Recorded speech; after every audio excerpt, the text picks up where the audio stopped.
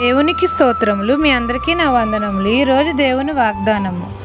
యెహోవాను నమ్ముకొనుడి, యెహోవా మిమ్మును మీ పిల్లలను వృద్ధి పొందించెను.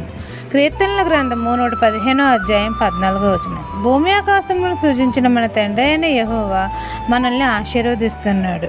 యెహోవా యందు భయభక్తులు కలిగి మనము ఆయనను నమ్ముకోవాలి. అప్పుడు మన పిల్లలను తండ్రి వృద్ధి పొందింపజేస్తాడు. తండ్రి మనకు సహాయం చేస్తాడు. ఆయన ఆజ్ఞలను బట్టి మనం అధికంగా ఆనందించాలి.